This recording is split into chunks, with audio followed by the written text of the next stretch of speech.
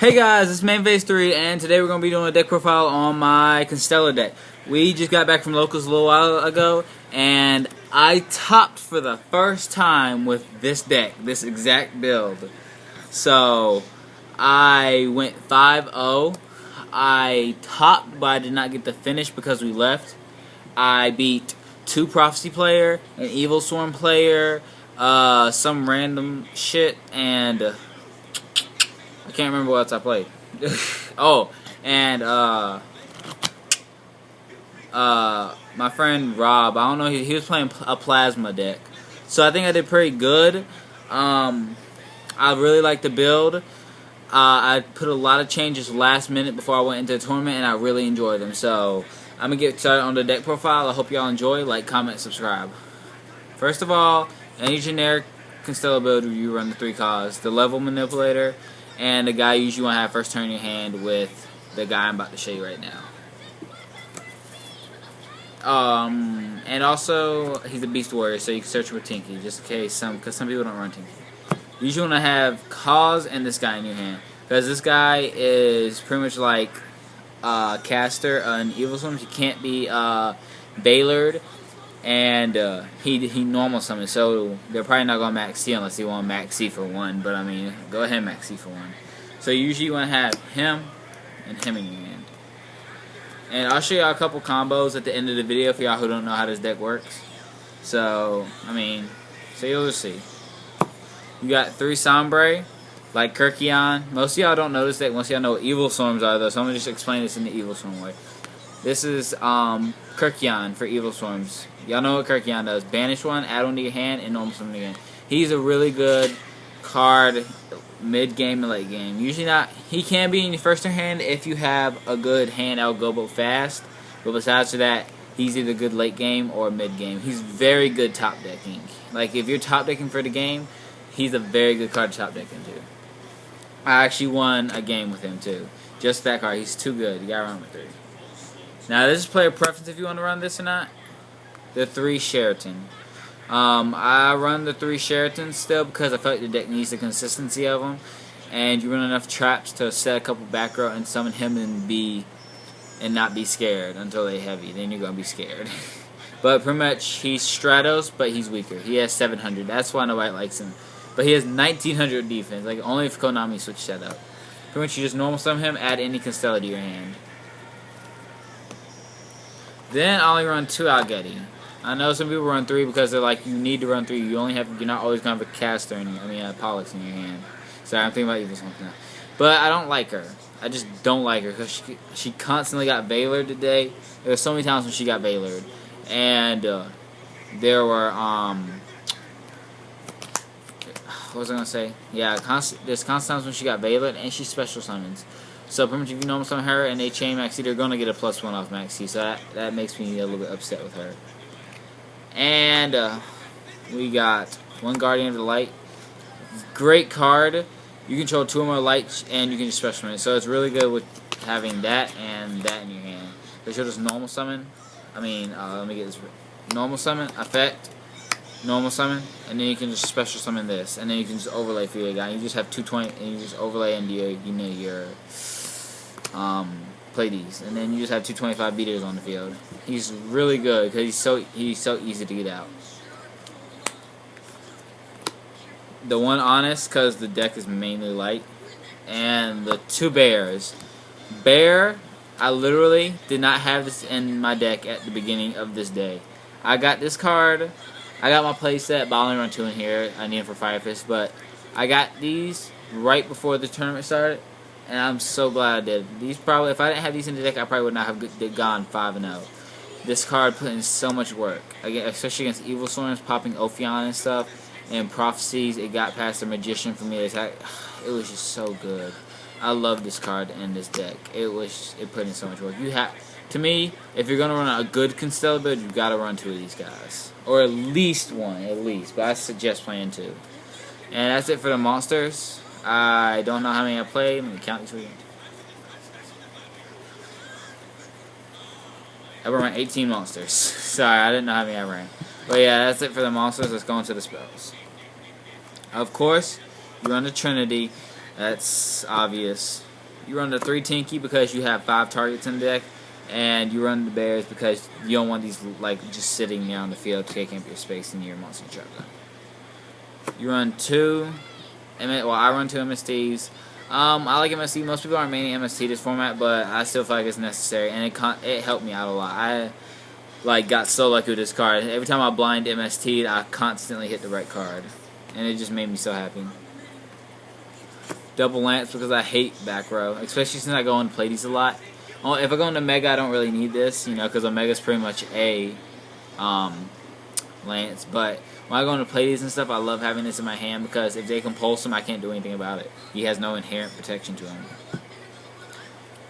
2-power duality.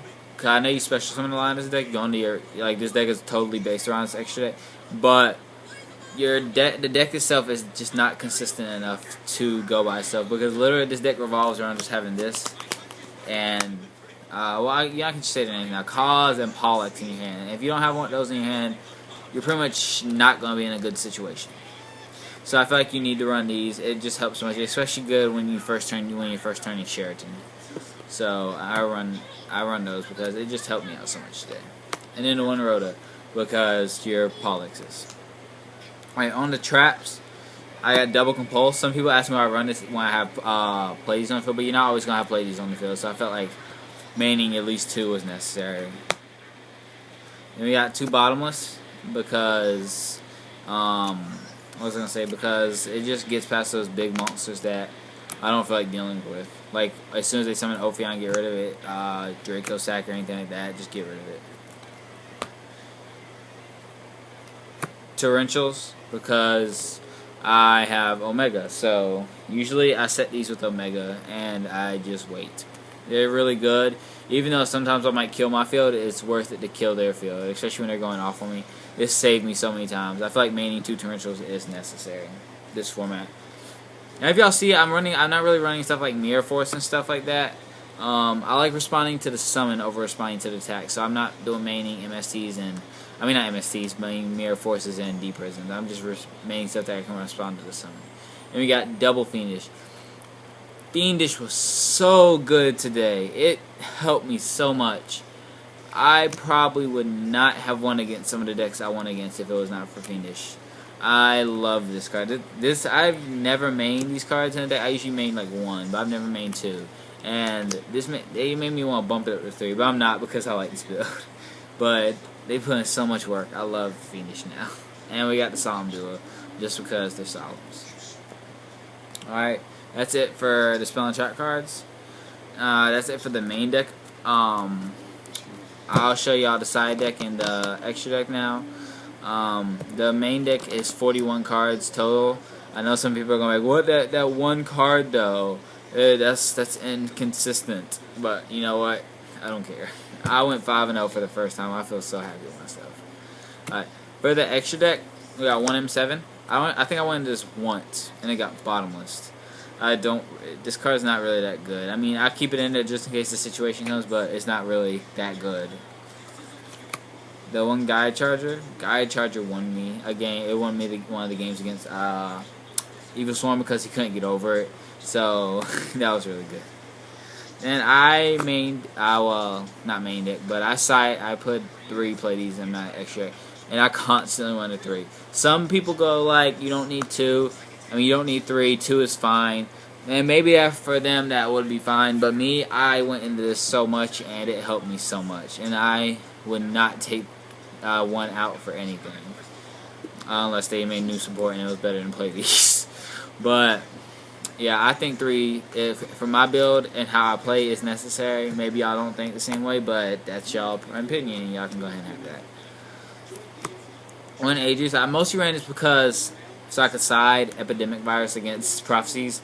This card's alright. I went into it like once without Epidemic Virus, and it was alright. I got its effect off once in 1 direct attack, but after that it kind of just got destroyed. But it's good. Shark Fortress. Whew. This card is too good. Pretty much you just detach 1 from this, target 1 monster on the field, even itself, and it can just attack twice. So you pretty much like have that on the field. Have Constellar M7 on the field. Effect on M7, attack, and that's like perfectly game. Card is too good. I suggest y'all playing this. If y'all want to, y'all don't have to. But I suggest playing it. It is so good. The one Tyree put in a little bit of work today.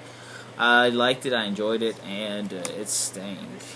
And the one Volk. The Volk won me the last game against Evil Swarms. Burning for that last little bit and overlaying Guide Charger was just too good. Alright, and for the 4s, we got the one I still don't know how to pronounce his name. Pricep. Yeah, thank you, Lucas. The one Pricep. Yeah, that's something to like once. I didn't really go into anything except for 5s during the games. Maybe one other card in my 4s, but I went in once and he did okay. But I only went into like once, so I mean, not really. If any 4, I would say I went into Omega more than anything. Like when I went up against Spellbook, I didn't even go into play. I don't think I went into play these that much. I went into this most of the time, and I'm thinking about kicking this up to 2. So it was really good. It helped me out a lot. It put this Prophecy player in awkward situations that he couldn't like fade it and stuff. And when he tried to attack over Priestess, I had the Honest. And then the next time, I had 2 Tinkies on the field, so it was still too big for him to go over again. And I MST'd both his whatever those things are, what holds the counter, and they get 100 for each one. So it was really good. Starleash, Paladino. I didn't go into it, but I'm gonna keep it in there anyway because it's such a good card. It's just that I didn't really find myself in a situation, but I feel like I'm gonna find myself sometime. Cowboy 1 game for game. Cowboy's just too good. My stroke didn't go into it, but it's there in case I need the situation. And Shockmaster. This card, I swear, if it wasn't for this card, I would not have won against Prophecies either times. I went into this second game both times, and it just won me the game. Shockmasters are necessary in almost any deck that can make ring 4s, I suggest. Alright, that's it for the extra deck. On to the side deck. I'm going to go through these quick because these aren't really things. Triple Max C because, you know, special summoning. Double DD Crow for decks that rely on a grave. Double Penguin Soldier, side deck against Evil Swarms, help me out a little bit. Double Snowman Eater, just there to be there. That was a good side deck. Double Banisher of the Light, side deck against Prophecies worked, kind of. Double Mind Drain. And double Epidemic Virus because Spellbooks. I pulled it off against one spell player, the other spell player, and draw into it. But it won me. It won me game 3 against Spellbooks. So that was really good. Alright. Peekaboo. On to some of the combos you can do with this deck. Mostly the first turn you want to have is normal summoning him, gain his effect. Normal summoning him. Turn both of them into 5s, overlay, and go into your Pleiades. And this deck can kick out a pretty fast Shockmaster sometimes. I kicked it off a couple times. Having, let's see, where is it at? These 2 and any other level 4 by normal summoning, normal summoning her, effect of her, special summoning him, and then overlaying into Shockmaster. That's pretty much a quick Shockmaster. Another way you can first turn Shockmaster pretty easy is having these 2 and having your grave step. Normal summoning him, effective him, banishes Constellar, get a Constellar to hand, and summoning. This deck can kick out Shockmaster very quick, but you usually won't. This guy is, if y'all want main deck, I'm just telling you, if y'all want main deck him at 3, it's perfectly understandable.